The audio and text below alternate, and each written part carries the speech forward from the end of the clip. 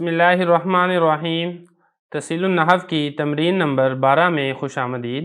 آج کی اس تمرین میں ہم اسم اور فعل کی علامات پڑھیں گے اور ان علامات کے ذریعے سے اسم، فعل اور حرف کو پہچانیں گے۔ لیکن 12ویں تمرین ہے اسم، فعل اور حرف کی علامات۔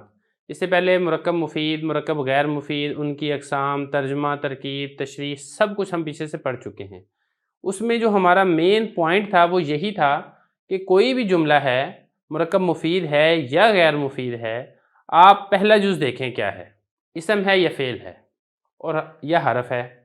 جب ہم وہاں پر پوائنٹ یہی تھا کہ اسم ہے اور فعل ہے یا حرف ہے، تو ہمیں یہ پتہ ہونا چاہیے کہ ہم اسم کو کیسے پہچانیں گے، فعل کو کیسے پہچانیں گے، حرف کو کیسے پہچانیں گے۔ تو تینوں، اسم بھی، فعل بھی، حرف بھی اپنی اپنی علامات کے ذریعے سے پہچانے جاتے ہیں۔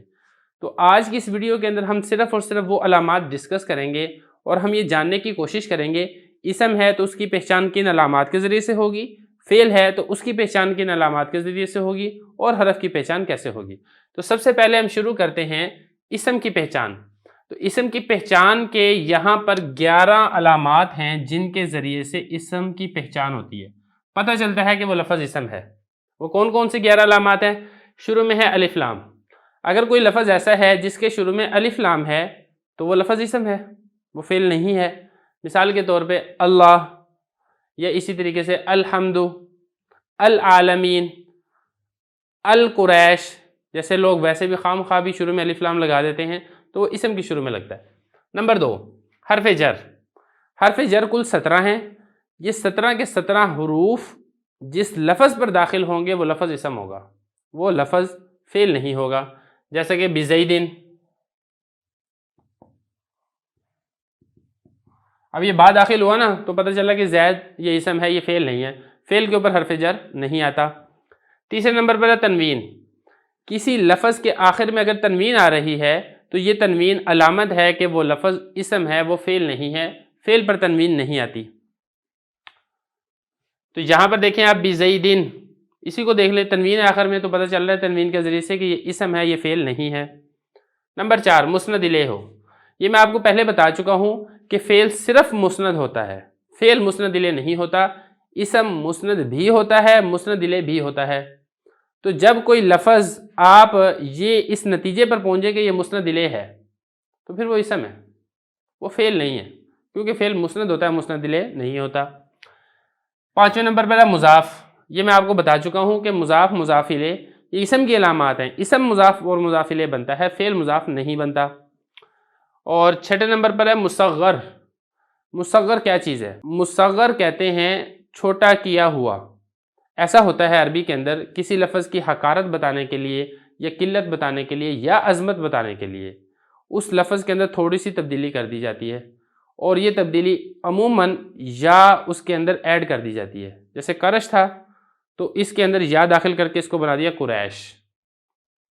رجل تھا، یا داخل کر کے اس کو بنا دیا رجیل۔ تو یہ لفظ کے اندر تصغیر پیدا کرنا، اس کو مصغر بنانا، یہ اسم کے اندر ہوتا ہے، فعل کے اندر نہیں ہوتا، فعل کے اندر ایسا نہیں ہوتا۔ اور 7ویں نمبر پر ہے منصوب۔ کوئی لفظ اگر منصوب ہے، منصوب کا کیا مطلب ہے؟ جس کی کسی کی طرف نسبت کی جائے۔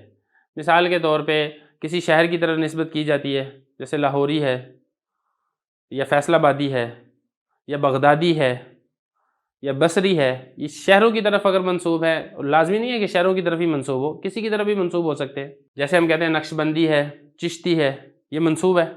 تو منسوب اگر کوئی لفظ ہے تو وہ لفظ اسم ہوگا، وہ فعل نہیں ہوگا۔ 8ویں نمبر پر ہے مثنیٰ۔ مثنیٰ عربی میں کہتے ہیں تثنیہ کو، یعنی جس کو تثنیہ بنایا گیا ہو، اور یہ کہتے ہیں دو کو۔ اگر کوئی دو کے اوپر دلالت کر رہا ہے، دو افراد کے اوپر دلالت کر رہا ہے، دو چیزوں کے اوپر دلالت کر رہا ہے کوئی لفظ، تو وہ لفظ اسم ہے، وہ فعل نہیں ہے۔ فعل تثنیہ جمع نہیں ہوتا، جمع میں بھی ایسے ہی ہے۔ آپ کہیں گے کہ ہم نے تو پڑھا ہے تثنیہ مذکر غائب بھی فعل میں پڑھا ہے، فعل ماضی میں، مضارع میں، امر میں، نہیں میں، اور اسی طریقے سے ہم نے جمع بھی پڑھا ہے ماضی میں، مضارع میں، امر میں، نہیں میں، فعل کے اندر پڑھا ہے۔ تو یہ بات یاد رکھیں، فعل نہیں ہوتا تثنیہ جمع، اس کا جو فاعل ہے وہ فاعل تثنیہ جمع ہوتا ہے۔ وہاں پر جب ہم فعل کو کہہ دیتے ہیں کہ تثنیہ کا صیغہ ہے یا جمع کا صیغہ ہے تو ہم فاعل کے اعتبار سے کہہ رہے ہوتے ہیں، فعل ہمیشہ مفرد ہوتا ہے۔ تو خلاصہ یہ ہے کہ مثنیٰ ہو یا مجموع ہو، یہ دونوں اسم کی علامات ہیں۔ مجموع جس کو جمع کیا گیا ہو، مطلب جو 3 یا 3 سے زیادہ افراد پر دلالت کرتا ہے کوئی لفظ، وہ لفظ بھی اسم کی علامت ہے۔ اور 10वें नंबर पर है मौसूफ। मौसूफ यानी जिसके आगे सिफ़ात आएँ, उसमें थोड़ा सा एक इबहाम होता है, सिफ़ात के ज़रिए से उस इबहाम को दूर किया जाता है। तो अगर कोई लफ़्ज़ मौसूफ है तो वो लफ़्ज़ इसम होगा। सिफ़ात के लिए ज़रूरी नहीं है कि वो इसम हो, सिफ़ात फ़ेल भी हो सकती हैं, लेकिन जो मौसूफ है वो हमेशा इसम होता है। और 11वें नंबर पर है ताए मुतहर्रिका। ताए मुतहर्रिका इसको गोल ता भी कहते हैं, जैसे कि अल्लामा, अल्लामतुन के आखिर में गोल ता आती है, या इसी तरीके से ज़ारिबतुन के आखिर में गोल ता आती है। तो अगर किसी लफ्ज़ के आखिर में गोल ता आ रही है, जिसको ता मुतहर्रिका भी कहते हैं, जो वक़्फ़ में साकिन बन जाती है, जैसे क़ियामा, क़ियामतु, क़ियामतु से जब आप वक़्फ़ करेंगे तो क़ियामा पढ़ देंगे, तो ये भी इसम की अलामत है, फ़ेल की अलामत नहीं है। तो ये 11 अलामात हैं जिनके ज़रिए से आप इसम को पहचान सकते हैं कि ये लफ्ज़ इसम है। अब इसी तरह जिस तरह इसम की अलामत है, कुछ फ़ेल की अलामत भी हैं, उनको भी देख लें। फ़ेल में नंबर पहली अलामत है कद। किसी लफ्ज़ के शुरू में अगर कद आ रहा है तो वो लफ्ज़ फ़ेल होता है, वो लफ्ज़ इसम नहीं होता। या इसी तरीके से किसी लफ्ज़ के शुरू में सीन आ जाता है, या किसी लफ्ज़ के शुरू में सौफ आ जाता है। कुरान पाक में आता है ना, कल्ला सयालमून, सीन आ गया, सौफ यालमून, सौफ तालमून, सीन आ गया, सौफा आ गया। तो ये दोनों फ़ेल की अलामत हैं, इसम की अलामत नहीं हैं। या इसी तरीके से हरफ जज़म, शुरू में कोई जज़म देने वाला हरफ दाखिल हो जाता है, वो जज़म वाले हरूफ आपने पढ़ लिए हैं, लम, लम्मा, लाम, अमर, लाए नहीं और इन शर्तिया। ये अगर किसी इसम के शुरू में आ रहे हैं, किसी लफ्ज़ के शुरू में आ रहे हैं, तो वो लफ्ज़ फ़ेल है, वो लफ्ज़ इसम नहीं है। इसी तरीके से ज़मीर मरफ़ू मुत्तसिल, यानी वो ज़मीर जो रफ़ा की हो और फ़ेल के साथ मिल कर आए, जो फ़ाइल होने पर दलालत करे, जैसे ज़रबता, ज़रबती, ज़रबतू, ये तीन मिसालें मैंने आपको दी हैं। इसके आखिर में ता, ती, तू ज़मीर लग रही है, ये दलालत करती है कि वो लफ्ज़ फ़ेल है, वो लफ्ज़ इसम नहीं है। और 6ठे नंबर पर है ता साकिन। किसी लफ्ज़ के आखिर में अगर ता साकिन आ जाती है तो वो लफ्ज़ भी फ़ेल होता है, वो लफ्ज़ इसम नहीं होता। जैसे इज़ा समाउन शक्कत, आदीनत, हुक्कत, ये देखिए सारों के आखिर में गोल ता साकिन आ रही है, गोलता नहीं है बल्कि ता है और वो साकिन है, तो ये फ़ेल की अलामत है।